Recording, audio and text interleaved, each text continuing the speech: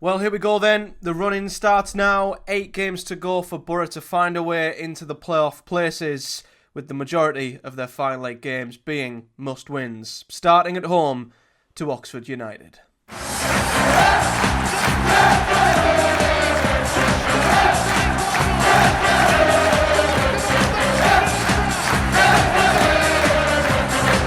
What is up, guys? Welcome back to the channel and another episode of the Project Boro Preview Show. And we are back after the international break, and I won't lie to you guys, it was a pretty nice break away from talking about Middlesbrough Football Club. But we've got 8 games to go, just over a month of the season left, and 8 huge games start this weekend. As I say, starting at home to Oxford. Boro find themselves just outside of the playoff places by 3 points. The bottom line is the gap can't get any bigger for me. We cannot fall any further out of reach than 3 points, especially with the games ticking down as they are, to the point to which there are merely a handful of games left at this point. Boro cannot let the gap grow.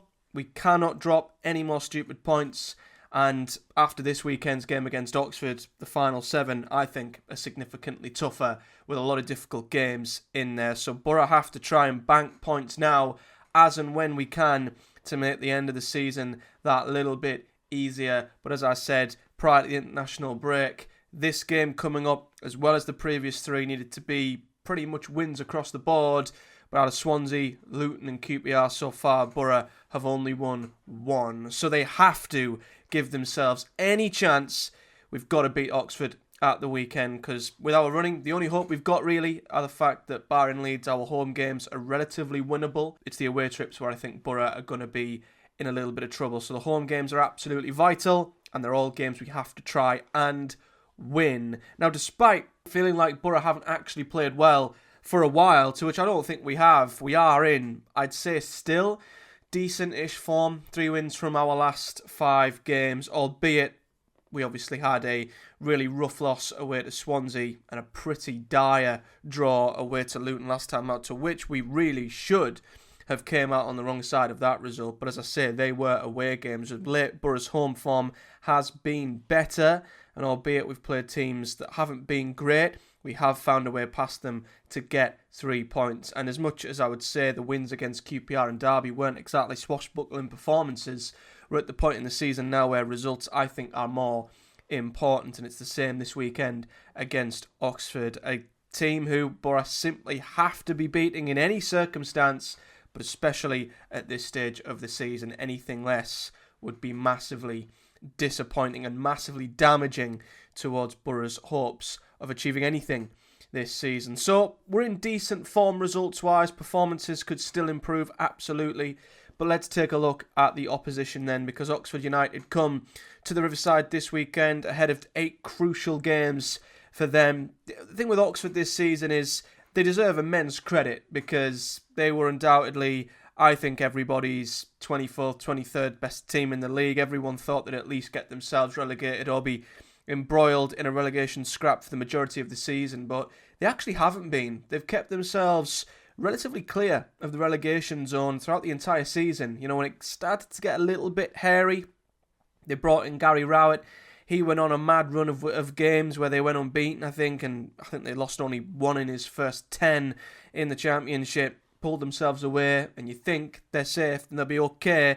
But like them, like Pompey, like a few teams who thought they'd gotten clear, it's tightened right back up again, to the point to which there's now only 4 points separating 17th to 22nd. So it's a huge, huge period of games for Oxford. They just need to find one last wind of wins, of points, to get themselves over the line. But I think so far, even though they're 18th, I think anyone would have snatched their hand off to say that Oxford would be 18th going into the final run of fixtures. So I think, given their expectations, they've done immensely well, and Gary Rowett has done as well as manager since he come in. As I say, he had a great manager bounce when he first come through the door, only 1 defeat in his first 10. However, since then, Oxford have only won 1 of their last 10. So they've reverted back to struggling for wins a little bit, which they were doing midway through the season before they made the change. So they've dropped back into that bad habit, that bad form that they were suffering from prior. But if they were to have any positives, The one win from their last 10 did in fact come in their last game before the international break with a 1-0 win at home to Watford. So maybe the bad run is behind them. They picked up that victory and things will get moving once again for them. They've not been great on the road either. They have been picking up points though, and I think that's what's kept them clear because their away form, and we'll look at the away league table in a minute, they've not been a very good away side at all across the season in terms of wins, but they have just picked up enough points on the road, I would say, that has probably kept them clear, even though they've not won in any of their last 8 away games in the league. They have picked up points at Preston, Plymouth, Stoke, Derby and Norwich, which isn't bad. So, albeit their away form isn't sparkling, it isn't great by any means, they do find ways of coming away with something, and that's something Boro will desperately want to avoid. So in the league then, they sit 18th, as I say, 4 points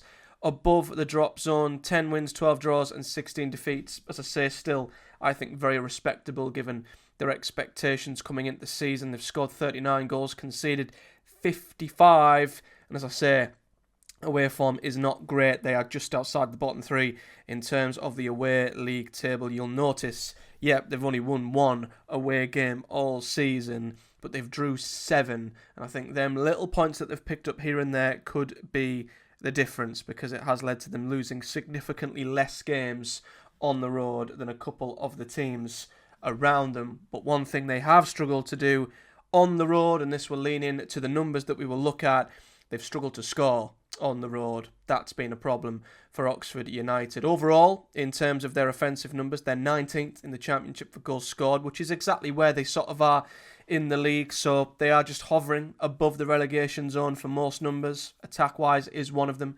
39 goals is what they've scored this season. However, only 12 of them 39 goals have came away from home, so they're pretty low scorers on the road, and only one team in the Championship has scored less goals away from home than Oxford, and that is the team who have the worst away record in the league, being Plymouth Argyle. So not great on the road to say the very least, but not bad goal scorers. They do tend to score enough at home in terms of their numbers. XG-wise, though, it isn't pretty reading either. They are slightly overperforming their XG. They have the second lowest XG in the Championship. They've got an XG of 33.6. Only Plymouth have created less quality opportunities in the league this season. So they have overperformed by 6 goals. So maybe, looking at their XG, Oxford should be worse off offensively. But they've found a way of outperforming their XG. And as I say, that has certainly served them well, but they do have the second lowest in the league. They're quite low in other attacking areas as well. They're 22nd for shots on target, 21st for big chances. They're pretty low when it comes to accurate passes, accurate crosses, touches in the opposition's box and corners. So they're not a team who really Boro should be too worried about in terms of what they might create, the chances they might come up with, the shots they might have on target. As I've said, with quite a lot of teams who've come to Riverside this season, I think it depends on Boro. And if we have to gift the opposition any opportunities in this game, if we do the basics, do the job defensively, there's not much to suggest that this Oxford team will do all that much to hurt Boro. But that doesn't mean we should underestimate them by any means. But attacking-wise, they are in and around the bottom 3. They're in the bottom 3 for some metrics, just outside for others. It all equates to pretty much where they are in the league, if I'm honest. And then looking at their defensive numbers, once again, they're not in the bottom 3. They're lingering just above. They're 19th in the table for goals against, having conceded 55 goals. 5 teams have conceded more than them. So again, it's not that bad really. You might assume that Oxford would be in the bottom 2, bottom 3 for goals conceded, but they're, again, right where they are in the Championship, 55 goals conceded, and to be fair, that's only 7 more than what Boro have conceded all season, so it's not the worst, really, when you compare them to our defence. And then XG against, again, it near enough equates to pretty much where they should be. Their XG against is 56.3, 1 more than the actual amount of goals they have conceded, so albeit they're a little bit closer to being in the bottom 3 for XG against, you could say this season they are just outside of that as well. So a little bit lower on that, but they've conceded roughly around the number of chances that they've conceded, which again doesn't quite have them in the bottom three. So I'd say Oxford are a respectable team. They're not going to blow Boro away at any end of the pitch, really, but they come across as a team who I think have outperformed expectations, have done incredibly well, and have picked up points when they've needed to, and that is something Boro have got to be massively wary of. I'm not worried that we'll lose to Oxford on Saturday, but I'm certainly worried that if Boro take them for granted, don't take the opposition seriously enough, maybe don't take our chances, they can definitely come away from the Riverside with something. And whether that's down to them opting to sit in a low block, defend hard, don't quite know. A lot of teams have done that at the Riverside this season. They did come to the Riverside and have a look with that sort of approach earlier in the season, but as I say, we have recently found ways past the likes of Derby, the likes of a QPR. So although there is still a concern that Oxford might come to defend, sit back with a low block, I do think Boro hopefully will find a way through. And as with a lot of these games, the early goal could be crucial. If Boro get the early goal, the floodgates could open and we might have a field day against Oxford. But as always, if the game drags on, it's 0-0. The Boro fans begin to get frustrated, a bit of impatience, a bit of anxiety starts to creep in around the ground.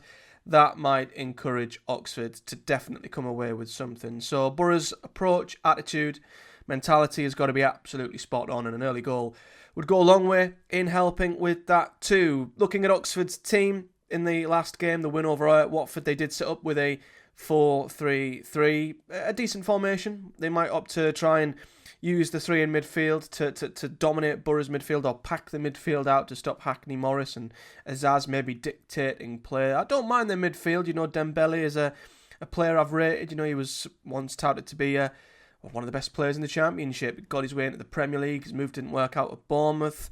So he's come back down and has done all right for Oxford. He makes up a good midfield three of Will Vaulks, who's been a very experienced head in the Championship for quite a while now. Cameron Brannigan, another player who's been at Oxford for a very long time, one of their better creative players, one of their most reliable players. So it's a solid midfield, I would say. And Boro, again, got to be on their A game to make sure they can boss it and create on our own side of the pitch. Not really much that stands out in terms of Oxford's defence. I'd like to think if Boro's attacking players are on it, as I say, we should be able to create enough chances to trouble Oxford's goalkeeper. And then up front, there's a few decent players in their attacking line. They do have the likes of Tyler Goodrum to come in, who's another one of their better creators in the Championship this season. The only other player that sort of stands out is Mark Harris. I think he picked up an assist in the last game. He has scored 6 goals this season, the most of any player in Oxford's team. However, 4 of them goals, I think, came in the first 4 games. So, although he did have an immense start to his career in the Championship this season, he then went on a massive dry spell and has only scored 2 goals since. So they don't have many standout goal scorers in their team. Cameron Brannigan, Tyler Goodrum, joint highest with assists with 4. So, yeah, there's not too many attacking players that I think Boro should be too wary of. But once again, not an opposition to be taken lightly. And that leads me on to our potential team. And naturally, off the back of an international break, I don't know what the team will be. I'm going to be absolutely honest. We don't know who's trained. We don't know who might be back after an extra 2 weeks to potentially recover from injuries. There were a number of players who were mentioned prior to the international break who might be within a chance of returning, but with Boro, you never know. And obviously I'm recording this prior to Michael Carrick's press conference, so I have no idea if there is any additional information that has come from the manager this week.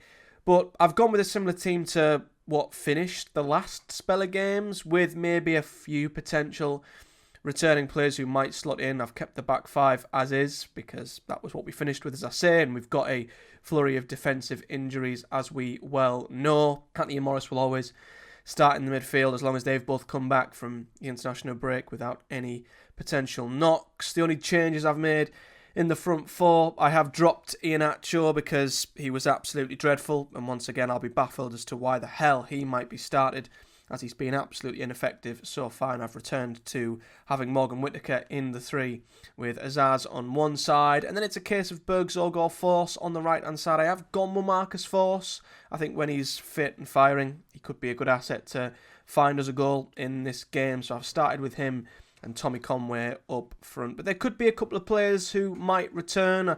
I don't recall the exact names prior to the international break, but we might see a Rav Vandenberg. I don't know if a George Edmondson might appear in the squad. Are we going to, see a Riley McGree I don't know. Borough's injury list is so long at this point. Anyone could come back at any point, or maybe no one will come back at all. I really don't know, but I think it's the defensive side of things where Boro are absolutely hoping that we have some added reinforcements ahead of this weekend's game. There's not much to say in terms of the head-to-head. Obviously, the only league meeting in recent times came at Oxford's ground back in November. That was, of course, back when Boro were in peak Boro mode, when we peaked for the one and only time this season in that 3-game winning run where we scored 4, 5 and 6. It did culminate with the 6 goals we scored at Oxford, and quite honestly, Boro's season has never been anywhere near the same since that day at the end of November. So I would love Boro to get back to that. I would love Boro to find their peak again at home to Oxford here, but the 6-2 win down at the Kazam was the only other time Boro have really played Oxford in a competitive game in the league in recent times, so not much to base history off of, but if we can have a repeat of that, I'd be massively, massively delighted. So, in terms of my prediction, as I say, it's a must-win game for Boro. It's as simple as that.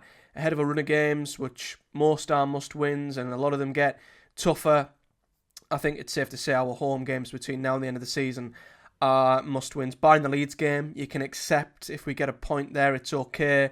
But I think the home games, Oxford, Plymouth, Norwich, we've got to win all 3 of them to stand any sort of a chance, because I don't have as much hope in our away form right now that we'll pick up equally as many points that we need away to Blackburn, Millwall, Sheffield Wednesday, and then, God forbid, Coventry on the final day. So Boro have to bank as many points as we can in games like this, and I have gone with a Boro win. I think we'll follow a similar pattern to the QPR, the Derby wins, albeit maybe a little bit more comfortable here. I've gone with a 3-1 win for Boro. I think we might maybe take a 2-0 lead. Oxford will get one back to make it a nervy finish, and Boro will seal the deal with a third late on, and maybe give us hope of a playoff push once again, before we then probably go to Blackburn on Friday night and drop points once more. But we'll see. This weekend I am going for a Boro win, and fingers crossed it can start a relatively successful run-in for us. But if you have your own thoughts and feelings, let me know in the comment section below your predictions and previews ahead of this game in the comment section below. Whether you're a Boro fan, Oxford fan, or a neutral, do let me know in the comments. As always, if you're watching on YouTube, do support the channel by liking the video and subscribing for more. We do preview and review every single Boro game here on the channel. And if you'd rather listen to these on your chosen podcast providers on the go, then there are links in the description for you guys to go over to your chosen podcast provider and listen to Project Boro as and when you please. But until next time, I'll be back on Sunday to review, or maybe Saturday night to review, hopefully, a positive victory at home to Oxford, because anything less might near enough end Boro's playoff hopes with still 7 games to go. It's pretty much sink or swim, now or never at this point, but I have to be winning these games. So until then, I'll see you all in the next one.